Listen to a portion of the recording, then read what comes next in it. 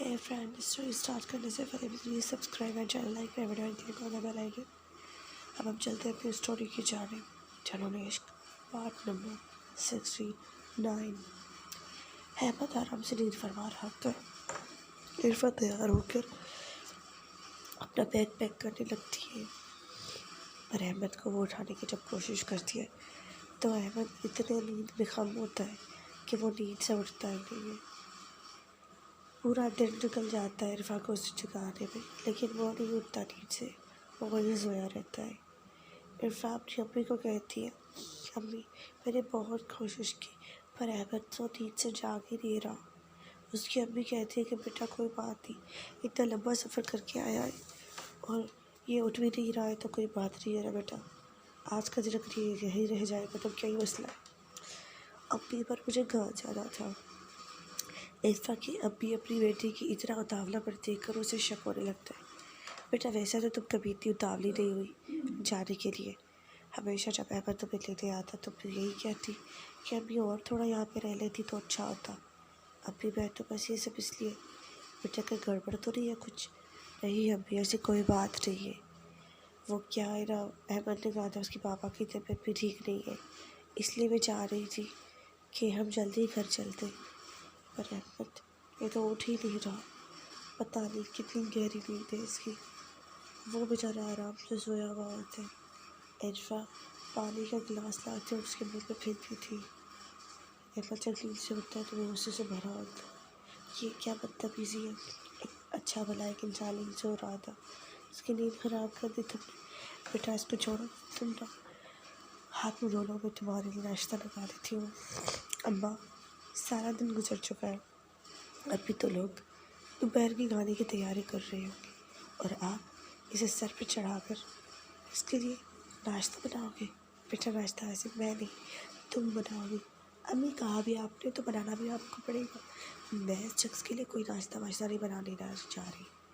देखो बेटा इस शख्स को जो ये तुम सब बोल रही है ना, बाद में तुमने उससे शादी की है, ये तुम्हारा शौहर है, तो तुम्हें उसके रख रहे तो क्या, उसके लिए काम भी करना पड़ेगा तो तुम करोगी। और हाँ मैं जाने से पहले ना तुम्हें ये बता के जाना चाहती हूँ कि वो फराह की जो शादी थी ना, हाँ उसकी 6 दिनों के लिए पोस्टपोन कर दिया। क्यों? वो क्या है ना बेचारी फराह नहा के बेचारी वॉशरूम से बाहर आ रही थी तो बेचारे का पाँव स्लिप हो गया। इस वजह से पाँव बेचारी का तो सूज गया है, चल नहीं पाएगी। डॉक्टर ने 6 दिनों के लिए बेड रेस्ट बताया है, तो इसीलिए उसकी अम्मी ने हमसे रिक्वेस्ट की थी कि हम तुम्हारी बुआ को बोल दें कि 6 दिनों के लिए शादी थोड़ी आगे कर दें, क्योंकि बेचारी को चोट लगी हुई है। अगर आप एक हफ्ता भी आगे कर देंगे शादी को तो कम से कम वो उस तकलीफ़ से तो बाहर निकल पाएगी। इतने में इफ़ अपनी अम्मी को कहने लगती है कि अभी बेचारे नुमान की तबीयत कितनी मतलब हसीन है, किस्मत भी हसीन है और उसकी तबीयत भी। क्यों बेटा? अम्मी ने वो मुझसे शादी करने वाला था, यहाँ पर पीछे से सारी बातें सुन रहा होता है, तब उसकी मेरे से शादी नहीं हो पाई। अब जब वो फराह से शादी करने वाला है तो उसकी मजबूरियत फराह के सर पे आ गई। What a great idea. वैसे अम्मी मुझे ना नुमान की शादी होती हुई नहीं लग रही। बेटा अगर तुम्हें नुमान से शादी करनी नहीं थी तो तुम तो बता देती। अम्मी ना तो तब आपने मेरी कोई बात सुनी थी ना तो अब आप मेरी कोई बात सुनती हो। अच्छा बेटा अहमद से शादी करने का फैसला भी तो तेरा था। हाँ अम्मी मेरा फैसला था या किसी और का, अब बताने से क्या ही फ़ायदा। अच्छा तो तुम्हें अहमद बिल्कुल खुश नहीं रखता? अब भी खुश? आप खुशी की बात बोल रहे हो, उसके साथ रहकर तुम्हें एक एक पल कितनी गर्व और नसीहत में मुब्तला हुई ही जानती हूँ। अच्छा बेटा क्यों? इरफा फिर अपनी अम्मी की बात करते बातें बदल देती है क्योंकि उसे लग रहा था कि वो अम्मी को सच ही ना बता दे। अभी आप जानते हो अहमद के बाबा, अच्छा वो आपको परेशान कर। नहीं अम्मा मेरी बात तो सुनो, अहमद के बाबा नहीं, अहमद खुद। आपको तो पता है ना ये बड़े घर के लोग जो होते हैं ना खुद को नवाब ज़्यादा समझते हैं। हर 2 मिनट में से प्यास लग जाती है और नींद भी जब सोया हुआ होता है तो उठकर मुझे कहता है जाओ इरफा मेरे लिए किचन का गिलास पानी से भर के ले आओ। अम्मी मैं आधी रात को नींद से उठकर इन जनाब के लिए पानी का गिलास लेके रहा हूँ, और मैं जब नींद से रही होती हूँ तो पता है मुझे कैसे नींद से उठाता है अभी? हाँ बेटा, कैसे उठाता है नींद से?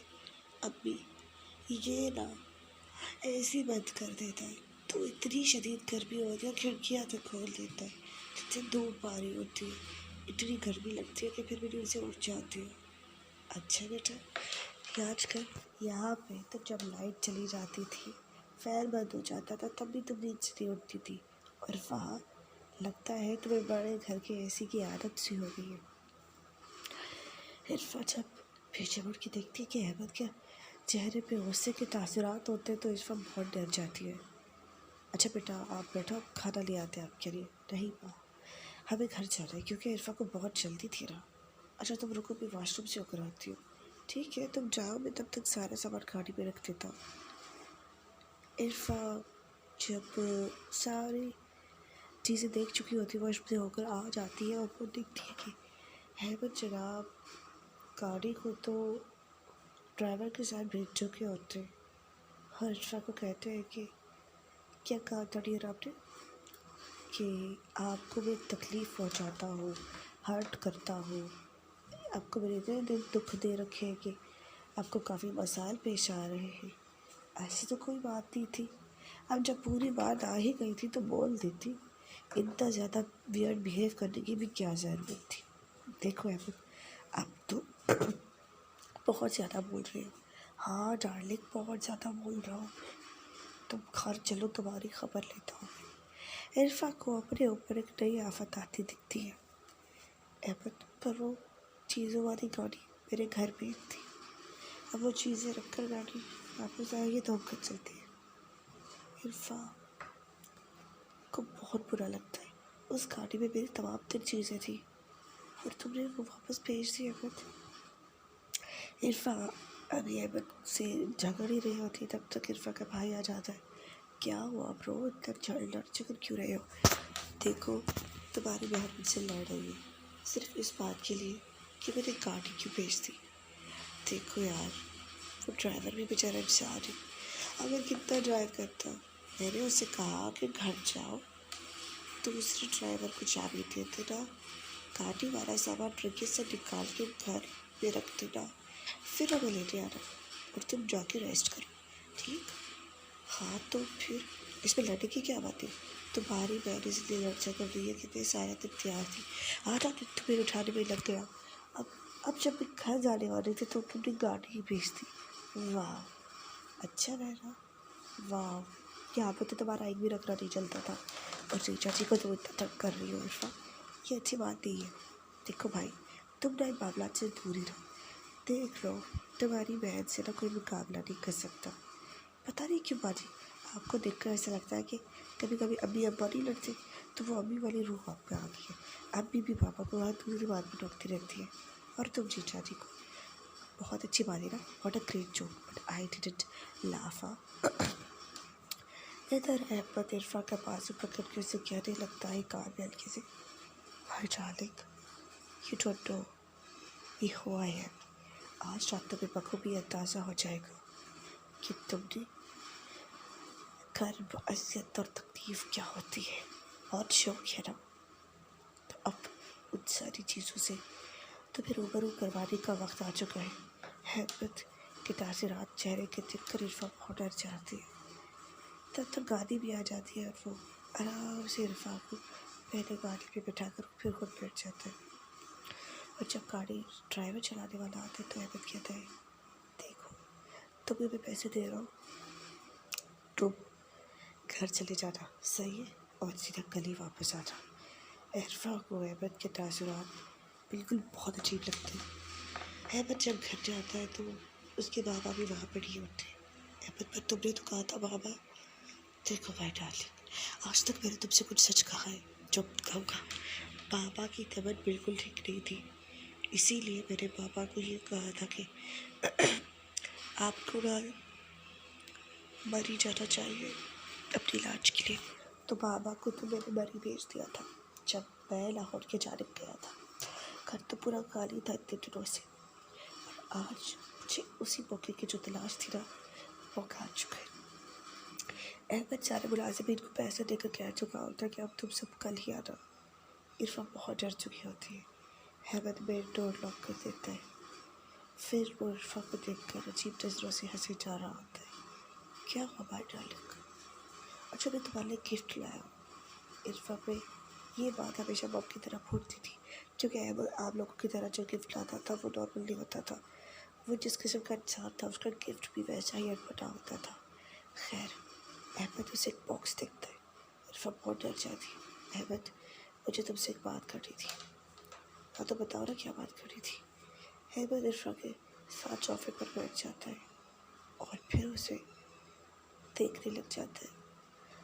वो अपने हाथों को इरफा के बालों तक ले जाता है, हल्के से उसके बाल सहला रहा होता है।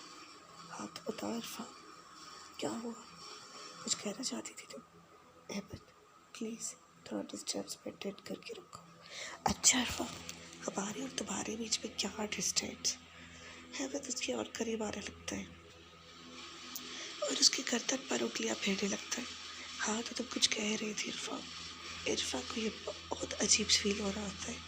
अहमद, क्या तुम्हें मेरी बात समझ में नहीं आ रही? इरफा वहाँ से उठकर जाने लगती है कि अहमद उसका हाथ पकड़ लेता है और उसे अपनी तरफ खींच लेता है। क्या हुआ इरफा? तुम्हें लगता है कि आज मैं तुम्हें जाने दे दूँगा? लेकिन ऐसा कुछ नहीं होने वाला। आज तुम यहाँ से कहीं भी नहीं जा सकती। और हाँ, अगर तुम्हें लगता है कि तुम बिना बताए कहीं जा रही हो तो पहले बात मुकम्मल करके फिर जाओ, ताकि मुझे भी तो पता चले कि तुम कहना क्या चाहती हो। अहमद, आप जानते हो ना, मैंने आपसे कल कुछ कहा था, तो उससे आगे बढ़ो, कुछ बोलो भी। मैंने ना एडमिशन ले लिया है। कहा? यूनिवर्सिटी में मुझे आगे स्टडी करना है। ओह अच्छा, फिर फिर भी वही हॉस्टल में रह लूँगी। अच्छा, ये सारे डिसीजन तुमने किसके कहने पे लिए हैं? अपनी इंडिविजुअल लाइफ है ना मेरी अहमद।